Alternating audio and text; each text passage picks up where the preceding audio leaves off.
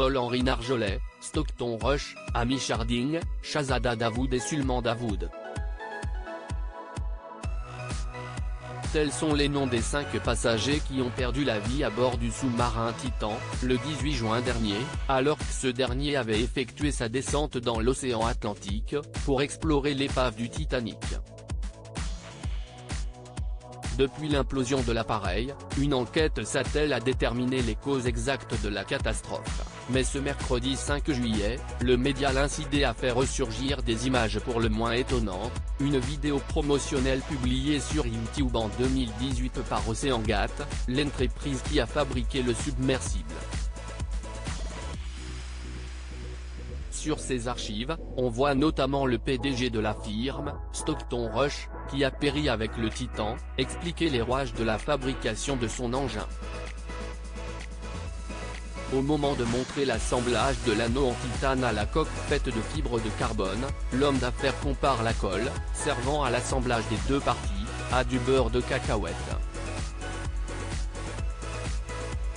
À cette métaphore, l'explorateur ajoute également qu'en dépit de la simplicité d'utilisation de la substance, les passagers auraient tout de même peu de chances de s'en sortir si une erreur était commise lors de l'expédition. Des doutes exprimés avant le départ. Si la plupart des victimes de l'implosion ont déboursé 250 000 $ pour participer à l'expédition, l'une d'entre elles aurait toutefois fait part de ses craintes avant de partir, concernant la conception de l'appareil. Il s'agit du Français Paul-Henri Narjolet.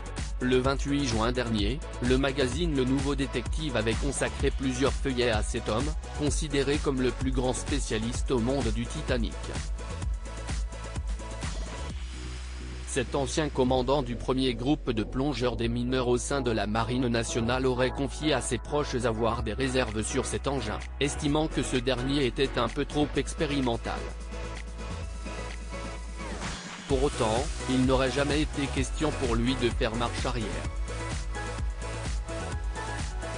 Le 24 juin, dans les colonnes de 20 minutes, la présidente de RMS Titanic, société américaine propriétaire des droits sur l'épave, avait confié, à chaque personne qui lui posait des questions sur la sécurité, l'explorateur répondait, quand vous êtes dans un sous-marin à cette profondeur, au moment où vous réalisez qu'il y a un problème, c'est trop tard. Article écrit en collaboration avec 6 médias. Crédit photo, OceanGate Expédition via Bestimage.